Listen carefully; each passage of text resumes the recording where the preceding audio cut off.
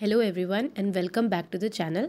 तो आज से हम स्टार्ट करेंगे फार्माकोकाइनेटिक्स, जिसमें सबसे पहले हम एब्जॉर्प्शन, डिस्ट्रीब्यूशन, मेटाबॉलिज्म और एक्सक्रीशन को कवर करेंगे। ठीक है, तो एब्जॉर्प्शन आज से स्टार्ट करते हैं। ठीक है, तो एब्जॉर्प्शन तो सबको ही पता होता है क्या होता है ना। तो जब भी हम कोई ड्रग इनटेक करते हैं तो ड्रग का साइट ऑफ एडमिनिस्ट्रेशन से ब्लड सर्कुलेशन तक पहुँचने को एब्जॉर्प्शन बोलते हैं। ठीक है, जैसे आप डायग्राम भी देख रहे होंगे, तो डायग्राम में भी सिंपल से बना रखा है, जिसमें हम लोगों ने ये दिखाया है कि जो ड्रग है वो स्टमक या फिर स्मॉल इंटेस्टाइन के थ्रू कैसे ब्लड में पहुंच रही है। ठीक है, तो उसको वहाँ तक पहुंचने के लिए सबसे पहले मेम्ब्रेन्स क्रॉस करनी पड़ती है ना। तो जो मेम्ब्रेन्स हैं वो कैसी होती हैं, वो लिपिड की बनी होती हैं। ठीक है, तो उनको क्रॉस करके ही ड्रग ब्लड वेसल्स में पहुंच सकती है। तो इसलिए जो फैक्टर्स हमारे ड्रग एब्जॉर्प्शन को अफेक्ट करते हैं उनमें लिपिड सॉल्युबिलिटी आता है, क्योंकि ड्रग हमें ऐसी बनानी है जो उस लिपिड में सॉल्युबल होके उससे इजीली पास कर जाए। ठीक है, तो सबसे पहले हमारा फैक्टर क्या हो जाएगा, लिपिड सॉल्युबिलिटी। ठीक है, तो लिपिड सॉल्युबिलिटी में सबसे पहले आप देखोगे, लिपिड सॉल्युबिलिटी में हमें सबसे पहले कॉन्सेप्ट समझना पड़ेगा कि जो भी चीज़ आयंस में टूट जाती हैं उनको आयनाइज्ड बोलते हैं, और जो चीज़ आयन में नहीं टूटी है जब तक, उसको नॉन आयनाइज्ड बोलते हैं। जैसे वाटर हम लोग को पता है कि वो पोलर कंपाउंड है क्योंकि वो आयंस में टूट जाता है, लेकिन जब तक वाटर आयंस में नहीं टूटता वो नॉन पोलर होता है। ठीक है, तो जैसे H2 है, उसका ब्रेक डाउन हुआ H positive OH negative, right. तो H2O नॉन आयनाइज्ड है, नॉन पोलर है। जैसे ही वो अपने आयंस में टूट गया तो वो आयनाइज्ड और पोलर हो गया। सिंपल सा कॉन्सेप्ट है। ठीक है, वैसे ही हमारी ड्रग है, हमारी ड्रग हो गई, जैसे इसमें एग्जांपल है HX हमारी ड्रग है। ठीक है, जब तक वो in the form of HX present है वो लिपिड सॉल्युबल है। लिपिड सॉल्युबल मतलब नॉन आयनाइज्ड, नॉन पोलर। अगर कोई भी सब्सटेंस नॉन आयनाइज्ड है, नॉन पोलर है, तो वो लिपिड सॉल्युबल है। जैसे उसमें पोल्स आ गए, जैसे ही वो ब्रेक डाउन हो गई, आयनाइज हो गई, वो वाटर सॉल्युबल हो गई। और वो वाटर सॉल्युबल क्यों हो गई, क्योंकि जब H पॉजिटिव और X नेगेटिव में ब्रेक डाउन हो जाएगा ना, तो जो वाटर मॉलिक्यूल प्रेजेंट होंगे हमारे बॉडी में आयनाइज्ड फॉर्म में, वो उनके साथ बॉन्ड बना लेगा। इस वजह से हमारी ड्रग फ्री नहीं रहती है क्रॉस करने के लिए, है ना। तो जैसे HX था, H पॉजिटिव और X नेगेटिव में ब्रेक डाउन हुआ, तो H पॉजिटिव, जो वाटर का H पॉजिटिव था, X नेगेटिव के साथ बॉन्ड बना लिया, और जो H पॉजिटिव था उसने OH नेगेटिव के साथ बॉन्ड बना लिया। तो जो हमारी ड्रग थी वो फ्री नहीं रह गई, वो बाउंड हो गई है वाटर मॉलिक्यूल के साथ, है ना। इस वजह से वो वाटर सॉल्युबल हो गई। और अब जो वो फ्री नहीं है, वो बाउंडेड फॉर्म में है, तो वो क्रॉस कैसे करेगी लिपिड मेम्ब्रेन को, है ना। तो इस वजह से हमारी ड्रग का लिपिड सॉल्युबल होना इंपॉर्टेंट है, और लिपिड सॉल्युबल के लिए हमारी ड्रग को इंटैक्ट रहना है। ठीक है, नॉन आयनाइज्ड रहना है, नॉन पोलर रहना है। ठीक है, तो सबसे इंपॉर्टेंट कंसेप्ट जो होता है ड्रग एब्जॉर्प्शन में वो लिपिड सॉल्युबिलिटी, कि हमें हमारी ड्रग लिपिड सॉल्युबल रखनी है बॉडी में जाने के बाद। ठीक है, ताकि वो इजीली क्रॉस, स्पेशली उन एरियाज़ में जहाँ से ड्रग ने क्रॉस करना है, जहाँ से ड्रग ने एब्जॉर्ब होना है, वहाँ पे हमारी ड्रग लिपिड सॉल्युबल होनी चाहिए। ठीक है, ये एक इंपॉर्टेंट बात थी। फिर नेक्स्ट आ जाओ कि when the drug will be ionised और नॉन आयनाइज्ड। अच्छा, अब हमने बोला कि हमारी ड्रग लिपिड सॉल्युबल होनी चाहिए। एब्जॉर्प्शन के जहाँ पे एब्जॉर्प्शन होगा उस वाली जगह पे तो लिपिड सॉल्युबल होनी चाहिए। ठीक है, तो हमें कैसे पता चलेगा कि हमारी जो ड्रग है वो कहाँ पे लिपिड सॉल्युबल बन रही है, कहाँ पे वाटर सॉल्युबल हो जा रही है ना, आयनाइज नॉन आयनाइज, यही क्वेश्चन है। ठीक है, तो इसके लिए आपको एक सिंपल सा कॉन्सेप्ट याद रखना है कि अगर जो आपकी ड्रग का पीएच है, जो आपकी ड्रग है, जो भी उसका पीएच है, फॉर एग्जांपल आपकी ड्रग अगर एसिडिक है या बेसिक है, ठीक है, और जो आपकी बॉडी है उसका जो पीएच है, उसका जो मीडियम का जो पीएच है ना, वो एसिडिक और बेसिक है। ठीक है, तो आपको बस एक सिंपल सा कॉन्सेप्ट याद रखना है कि जो सेम, अगर आपकी ड्रग का पीएच और आपका जो जहाँ से बॉडी है उसका पीएच अगर सेम हो गया, तो वो ड्रग वहाँ से क्रॉस कर जाएगी, क्योंकि वहाँ पे लिपिड सॉल्युबिलिटी होती है। ठीक है, और अगर वो डिफरेंट हो गया, मतलब अगर आपकी ड्रग एसिडिक हो गई और जब वो बॉडी में गई वहाँ पे उसको बेसिक पीएच मिल गया, तो वहाँ से वो कभी एब्जॉर्ब नहीं कर पाएगी, क्योंकि एसिड और बेस हो जाएगा। ठीक है, तो वहाँ पे एक डिफरेंट कंपाउंड बना लेगी वो। ठीक है, तो आपको ये वाला पॉइंट याद रखना है कि लिपिड सॉल्युबल ड्रग को होने के लिए आपका ड्रग का पीएच और आपका मीडियम का पीएच सेम होना चाहिए। तो तभी मैंने लिखा है कि सेम होगा तो क्रॉस कर जाएगी, सेम होगा तो लिपिड सॉल्युबल रहेगी और क्रॉस कर जाएगी। ठीक है, तो वैसे ही लिखा है मैंने, देखो ड्रग और मीडियम, अगर ड्रग एसिडिक है, अगर ड्रग और मीडियम भी एसिडिक है तो क्रॉस करेगा। ड्रग बेस है और अगर मीडियम भी बेसिक है तो क्रॉस कर जाएगी आपकी ड्रग, क्योंकि वो लिपिड सॉल्युबल रहेगी, आयंस में नहीं टूट रही है। देखो अगर एसिड है उसमें और एसिड डालोगे तो थोड़ी ना आयन में टूटेगा, राइट। जब आप एसिड में बेस डाल दोगे तब वो आयंस में स्प्लिट हो जाएंगे, है ना। तो आपको ये सिंपल सा कॉन्सेप्ट याद रखना है, ठीक है। उसके बाद मैंने नीचे भी देखो इसको दिखा रखा है ड्रग और मीडियम, जो वाला पार्ट है इसमें भी देखो, अगर ड्रग एसिडिक है, मीडियम भी एसिडिक है, तो वो नॉन आयनाइज्ड रहती है, वो कभी भी आयनाइज्ड नहीं होती है ना, तो नॉन आयनाइज्ड रहती है यानी कि लिपिड सॉल्युबल रहेगी तो ईजिली क्रॉस करेगी। अगर ड्रग बेसिक है, मीडियम भी बेसिक है, तो भी वो नॉन आयनाइज्ड रहेगा और लिपिड सॉल्युबल, तो वो ईजिली क्रॉस करेगी। अगर ड्रग एसिडिक है, मीडियम बेसिक है, अब यहाँ पे डिफरेंट हो गया तो वो आयनाइज्ड हो जाती है वहाँ पे और वो वाटर सॉल्युबल बन जाएगी, तो वो क्रॉस नहीं करेगी। वैसी ड्रग अगर बेसिक है और आपका मीडियम एसिडिक है, तो वहाँ पे भी वो आयनाइज्ड हो जाती है और आपका कभी भी क्रॉस नहीं करेगी क्योंकि वो वाटर सॉल्युबल हो चुकी है। ये पॉइंट एकदम क्लियर हो गया आपको, ठीक है। अब क्वेश्चन आता है कि जो हमारी ड्रग है, ठीक है, हमने तो समझ लिया कि कहाँ क्रॉस करेगी कहाँ नहीं करेगी। क्रॉस करने का मतलब है कि वो लिपिड की मेम्ब्रेन को क्रॉस करके ब्लड सर्कुलेशन में चली जाएगी, ठीक है।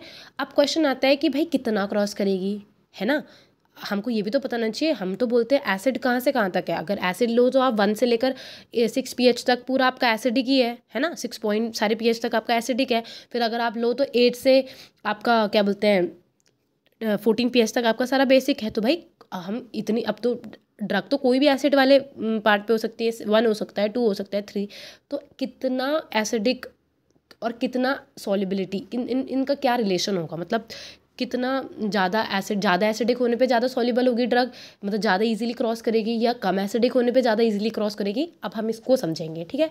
उसको समझने के लिए आपको एक टर्म समझना पड़ेगा जिसको बोलते हैं हम pKa, ठीक है। तो अब आ जाते हैं pKa में। एक टर्म होता है pKa, वेरी इंपॉर्टेंट टर्म, ठीक है, बहुत ईजी टर्म है, बहुत ईजी, बस इसको एक बार समझना पड़ेगा, ठीक है। तो pKa क्या है, pKa आपको समझना पड़ेगा। pKa वो pH है, ठीक है, वो pH है जिसमें आपकी ड्रग जो है वो 50% तो लिपिड सॉल्युबल बन गई है और 50% वाटर सॉल्युबल है, ठीक है। अब मैं इसको सिंपल से एक एग्जांपल से बताती हूँ। आप ऐसा करो, 14 बीकर ले लो, ठीक है, 14 बीकर लो। फर्स्ट बीकर में आपने एसिडिक मीडियम रखा, मतलब 1 वाला pH के हिसाब से रखा। दूसरे वाले मीडियम में आपने 2 रखा, 3, तो आपने ऐसे ऐसे करके डिफरेंट pH पे पूरा, मतलब 1 से 14 तक के सारे pH का आपने बीकर रख दिया, ठीक है। आपकी जो भी ड्रग थी आपने उस ड्रग को सारे pH में डाल के देखा, सारे मीडियम में डाल के देखा, मतलब सारे बीकर में 14 के 14 बीकर में आपने डाल के देखा। अब जिस बीकर में आपकी ड्रग जो हो गई वो 50% आयनाइज्ड हो गई और 50% अनआयनाइज्ड रह गई, है ना, वो वाला जो pH होगा वो उसका pKa हो जाएगा। समझ में आया, बहुत इजी कॉन्सेप्ट है, बस आपको ये याद रखना है कि वो pH जिसमें आपकी ड्रग जो है वो 50% आयनाइज्ड बिहेव कर रही है और 50% नॉन आयनाइज्ड बिहेव कर रही है, ठीक है। तो आपने बस उसका वो वाला pH लेना है, वो आपका pKa है, ठीक है। अब इसको एक एग्जाम्पल के थ्रू समझते हैं कि कैसे काम करता है, ठीक है, कैसे आपको पता चलेगा कि ज़्यादा एसिडिक चाहिए कम एसिडिक चाहिए ड्रग का होना, किससे ज़्यादा क्रॉस करेगा किससे कम क्रॉस करेगा, ठीक है।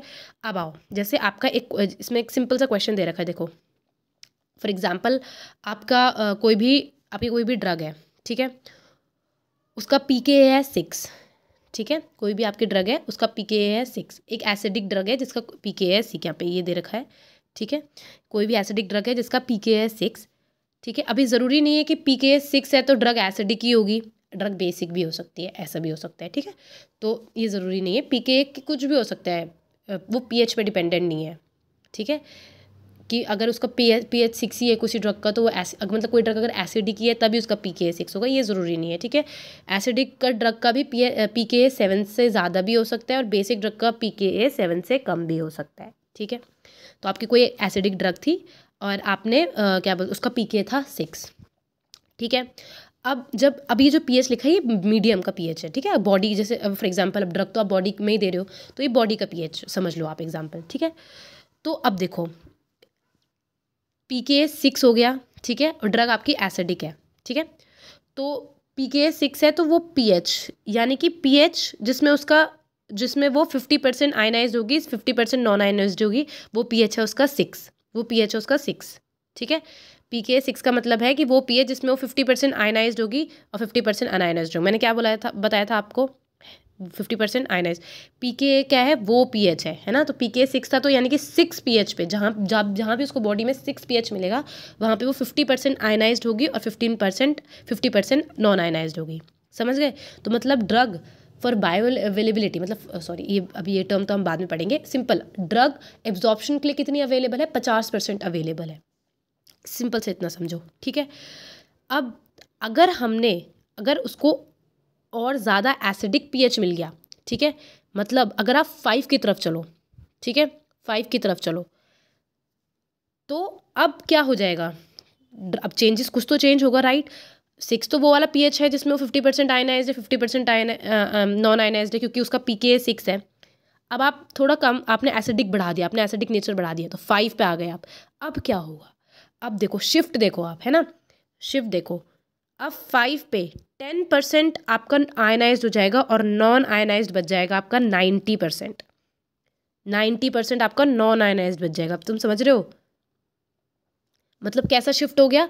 अब हमारे पे 90% ऑफ द ड्रग अवेलेबल है फॉर एब्जॉर्प्शन, ठीक है। अब आप और नीचे आओ, अब आपने उसका पीएच कर दिया, अब आपने उसको 4 पीएच पे आ गया, आपने और एसिडिक कर दिया, तो अब कितना डिफरेंस आ गया, अब वो 10% से सीधे 1%, अब आपके सिर्फ 1% ड्रग आयनाइज्ड है और आपकी 99% जो ड्रग है वो क्या है, नॉन आयनाइज्ड है, ठीक है।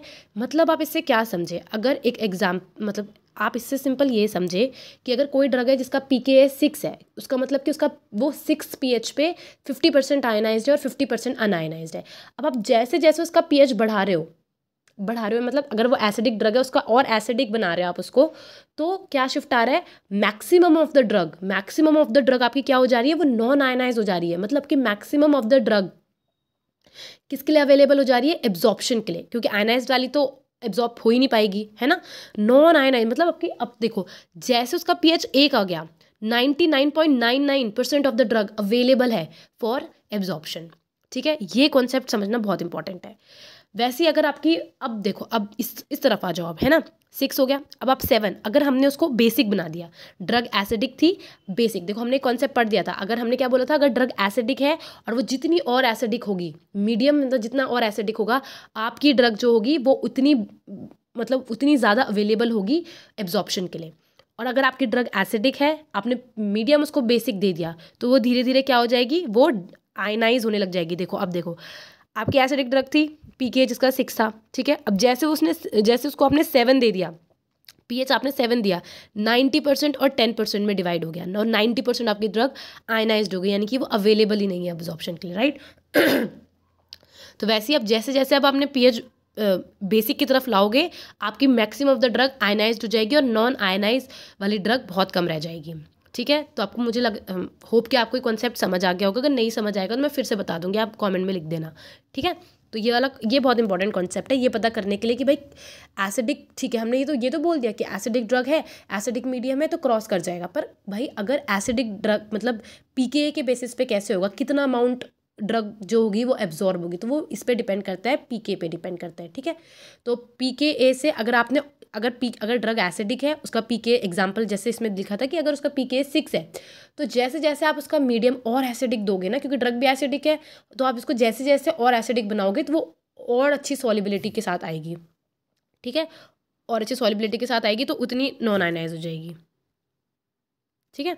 तो ये वाला कॉन्सेप्ट होप आपको समझ आ गया होगा, ठीक है। और इसी का जो फॉर्मूला बेस्ड जो इसका फॉर्मूला है वो यही है, हेंडरसन हेज़लबैक इक्वेशन। आपने एक इक्वेशन मतलब आप बहुत टाइम से पढ़ते हुए आ रहे होंगे इस इक्वेशन को, लेकिन कभी समझ में नहीं आती इक्वेशन। तो ये जो कॉन्सेप्ट है ना, ऊपर वाला कॉन्सेप्ट, यही इस इक्वेशन में बताया गया है, ठीक है। तो इसमें क्या है कि पीएच क्या हो जाता है, pK plus log ionised upon non ionise, same चीज़ है जो मैंने ऊपर बताई, ये उसको बस फॉर्मूला में पुट करना है, उससे आपकी यही जो क्या बोलते हैं, जो आपकी रीडिंग है ऊपर, जो ये सारी रीडिंग आ जाती है, ठीक है। अब आपने शिफ्ट देखना है, शिफ्ट याद रखना है, ठीक है।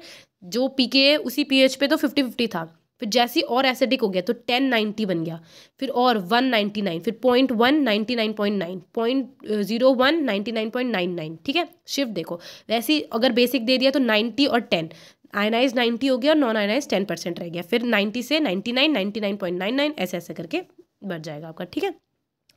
तो ये बहुत इंपॉर्टेंट कॉन्सेप्ट है और मुझे ऐसा लगता है कि ये सबको ये कॉन्सेप्ट समझ में आना चाहिए, क्योंकि हेंडरसन हेज़लबैक इक्वेशन में जब भी हम पुट करते हैं जो मतलब ये इक्वेशन मतलब यूजुअली इतनी ढंग से समझ में नहीं आती है, तो इसी का पार्ट है ये, मतलब इसको कैसे हो रहा है वो इसी वाली ऊपर वाली टेबल में मैंने आपको समझा दिया है, ठीक है।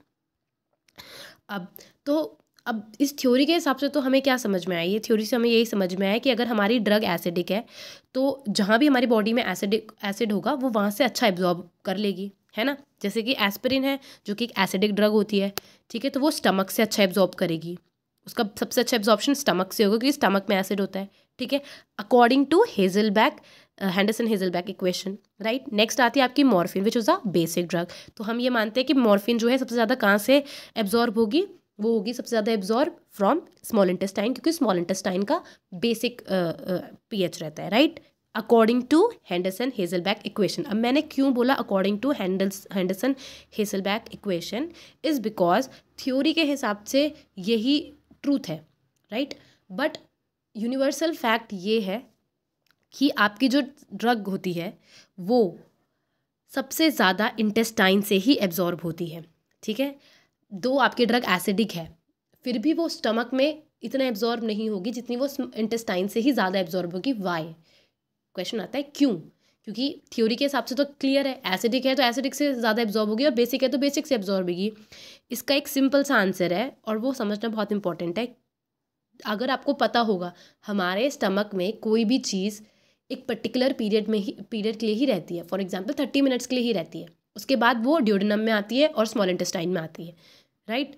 तो अगर कोई भी ड्रग अगर एस्पिरिन भी है तो वो सोचो ना आधे घंटे में कितना ही एब्जॉर्ब हो जाएगी उसमें से, है ना, और स्मॉल इंटेस्टाइन में वो बहुत देर के लिए रहती है, राइट, तो बहुत देर के लिए रहती है। तो ऑल्दो उसको इतना मतलब अब आप क्वेश्चन यही आएगा कि भाई अब क्योंकि वहाँ पे तो अगर हमारी एसिडिक ड्रग है और अब जब वो एस्पिरिन जो है वो इंटेस्टाइन में आएगी तो वो वहाँ क्या हो जाएगी, हमने भी पढ़ा था वो वहाँ पे आयनाइज्ड हो जाएगी। तो आयनाइज्ड हो जाएगी तो वो वहाँ से एब्जॉर्ब कैसे करेगी, राइट। अब हम इसको समझेंगे, ठीक है। तो मैंने आपको बता दिया theoretically acidic drug acidic medium से सबसे ज़्यादा एब्जॉर्ब होगी और बेसिक ड्रग बेसिक मीडियम से सबसे ज़्यादा एब्जॉर्ब होगी। बट सारी प्रॉब्लम कहाँ पे आती है कि जो हमारा स्टमक है वहाँ पे हमारी ड्रग रुकी आधा घंटा रही है और आधे घंटे में वो कितनी एब्जॉर्ब हो जाएगी, राइट, और फिर वो आके स्मॉल इंटेस्टाइन में रुक रही है वो जहाँ वो 4-5 घंटा रुक रही है आराम से। तो क्या वो 4-5 घंटे में वहाँ से एब्जॉर्ब होगी क्या, तुम अब इसका आंसर तुम खुद ही दे सकते हो। कैसे दोगे, देखो जब हमने ऊपर टेबल पढ़ा था ना, तुमने उस टेबल में जब हमने 99, 10, 99.99 ये सब पढ़ा था, कहीं भी तुमने 100% नहीं पढ़ा होगा, राइट। तो इसका मतलब ये है कि जब ड्रग एसिडिक होके बेसिक मीडियम में भी आती है ना तभी भी वो 100% आयनाइज नहीं होती, वो बस 99% आयनाइज होती है। मतलब अभी भी 1% चांस है कि ड्रग एब्जॉर्ब हो सकती है। तो वहीं पे वहीं से ये वाला लॉजिक निकलता है, ठीक है। अब एग्जाम्पल आपके 100 एस्पिरिन के मॉलिक्यूल्स थे आपने लिए, ठीक है, 100 एस्पिरिन के मॉलिक्यूल्स आपने लिए, फिर आपने वो गए वो स्टमक में आ गए, ठीक है। स्टमक में हमने क्या पढ़ा था, जैसी एसिडिक ड्रग है एसिडिक मीडियम मिल गया तो 99% आपकी ड्रग जो होगी वो लिपिड सॉल्युबल होगी, मतलब 99 मॉलिक्यूल तैयार है एब्जॉर्ब होने के लिए, है ना। और वाटर सॉल्युबल एक ही molecule of the drug water soluble बन रखा है वहाँ पे, है ना, क्योंकि हमने कहा कोई भी चीज़ 100% नहीं होती। तो 99% लिपिड सॉल्युबल ड्रग है और 1% वाटर सॉल्युबल है, मतलब 99 ड्रग्स तैयार है एब्जॉर्ब होने के लिए, राइट। लेकिन ड्रग तो आधा घंटा ही रुकी है, तो आधे घंटे में फॉर एग्जाम्पल 10 मॉलिक्यूल आपके एब्जॉर्ब हो गए, ठीक है। तो अब क्या बन गया, अब कितना बच गया, 10 मॉलिक्यूल एब्जॉर्ब हो गए तो अब कितना बच गया, अब इतना बच गया भाई 89। लिपिड सॉल्युबल कितने हो गए 89, अब लिपिड सॉल्युबल 89 मॉलिक्यूल बच गए, अब वाटर सॉल्युबल 1 मॉलिक्यूल बच गया, राइट। अब ड्रग ने कहाँ आना है भाई, अब ड्रग ने आना है स्मॉल इंटेस्टाइन में। तो स्मॉल इंटेस्टाइन में जब ड्रग आ रही है तो अभी भी क्या है 89 मॉलिक्यूल्स तो आपके लिपिड सॉल्युबल है लेकिन 1 मॉलिक्यूल वाटर सॉल्युबल। सिंपल, ये इजी, ये तो तुम्हें समझ आ गया होगा, ठीक है। जैसे ही ड्रग ने स्मॉल इंटेस्टाइन में कदम रखा वैसे ही पीएच चेंज हो गया, पीएच चेंज हो गया, बेसिक हो गया, तो चीज़ें बदल गई। जितना पार्ट ऑफ द ड्रग आपका क्या था अभी तक लिपिड सॉल्युबल था वो वाटर सॉल्युबल में चेंज हो गया, राइट। तो अब वाटर सॉल्युबल 89 हो गई और लिपिड सॉल्युबल 1 रह गई, ठीक है। तो मतलब अब इससे क्या समझ रहे हो, इससे ये समझ में आ रहा है कि अब वो एक मॉलिक्यूल ऑफ द ड्रग तैयार है एब्जॉर्ब होने के लिए, बस एक, ठीक है। तो तुम बोलोगे मैम अब तो एक मॉलिक्यूल एब्जॉर्ब हो जाएगा फिर तो चेंज हो गया, अब तो कुछ है ही नहीं एब्जॉर्ब होने के लिए, पर नहीं, तुम अभी भी नहीं समझे, ठीक है। 89 मॉलिक्यूल वाटर सॉल्युबल है और 1 मॉलिक्यूल लिपिड सॉल्युबल है। तो जैसे ही वो 1 मॉलिक्यूल एब्जॉर्ब हो जाएगा ना फिर डायनामिक्स चेंज हो जाएंगे। कैसे चेंज हो जाएंगे, अब 1 मॉलिक्यूल चला गया, अब वो 88 और 1 हो जाएगा, समझ गए हो। अब क्या हो जाएगा 88 और 1, फिर वो 1 मॉलिक्यूल एब्जॉर्ब हो जाएगा, अब क्या हो जाए 87 और 1, फिर 86 और 1, और धीरे धीरे करके जैसे ये फ्रैक्शन चेंज होता रहेगा, जितनी धीरे धीरे, चाहे धीरे धीरे करके एक एक एक एक मॉलिक्यूल करके भी आपकी ड्रग एब्जॉर्ब हो जाएगी। ठीक है, होप कि आपको ये वाला जो कॉन्सेप्ट है ये समझ में आ गया होगा। और ये कॉन्सेप्ट बहुत ज़रूरी है समझने के लिए कि हमारी जो ड्रग का एब्जॉर्प्शन होता है वो मैक्सिमम स्मॉल इंटेस्टाइन से ही होता है, क्योंकि मेजॉरिटी आधे घंटे में कितनी ही ड्रग एब्जॉर्ब होगी, राइट। तो मेजॉरिटी ऑफ द टाइम जो ड्रग है वो कहाँ रह रही है, वो स्मॉल इंटेस्टाइन में रह रही है। तो चाहे वो एक एक मॉलिक्यूल करके भी एब्जॉर्ब हो रही है, वो एब्जॉर्ब मैक्सिमम तो वहीं से हो रही है। ठीक है, तो हमने क्या समझा कि ये किस पे डिपेंड कर रहा है, इंटेस्टाइनल की मोटिलिटी, ट्रांजिट टाइम मतलब कितनी देर कोई ड्रग कहाँ रह, मतलब कितने टाइम तक आपका फूड जो है कितना टाइम लगा रहा है एक जगह से दूसरी जगह आने में, उसको बोलते हैं हम ट्रांजिट टाइम। ठीक है, तो अगर आपकी इंटेस्टाइनल मोटिलिटी बढ़ गई तो आपका ट्रांजिट टाइम कम हो जाएगा। कोई भी मतलब अगर इंटेस्टाइनल मोटिलिटी बन गई, अगर मतलब खाना फटाफट एक जगह से दूसरी जगह जा रहा है तो ट्रांजिट टाइम कम हो गया, है ना, फटाफट जा रहा है, क्योंकि तो जो 1 घंटे में जा रहा था वो आधे घंटे में जा रहा है ना, तो इसका मतलब एब्जॉर्प्शन कम होगा उस जगह से। ठीक है, होप कि आपको ये कॉन्सेप्ट समझ में आया होगा। ठीक है, अगर आपको समझ में नहीं आया तो आप मुझे फिर से कमेंट में लिख देना, मैं फिर से समझा दूंगी। ठीक है, थैंक यू। इसके बाद हम दूसरा कॉन्सेप्ट पढ़ेंगे विच इज़ बायो अवेलेबिलिटी। ठीक है, तो लिपिड सॉल्युबिलिटी हमने फैक्टर्स पढ़ दिए। ठीक है, एक तो इंपॉर्टेंट क्या फैक्टर था आपका, लिपिड सॉल्युबिलिटी। दूसरा इंपॉर्टेंट फैक्टर जो है वो है फर्स्ट पास मेटाबॉलिज्म। बट मुझे लगा कि एक इसमें इतना ही समझाना काफ़ी होगा, क्योंकि ये भी एक डिफ़िकल्ट चीज़ है समझने के लिए और याद रखने के लिए, है ना। तो इसमें मैं इतना समझाऊंगी, आप इसको पढ़ना और समझना। अगर कोई डाउट होगा मुझे नीचे कमेंट्स में लिख देना। ठीक है, थैंक यू सो मच।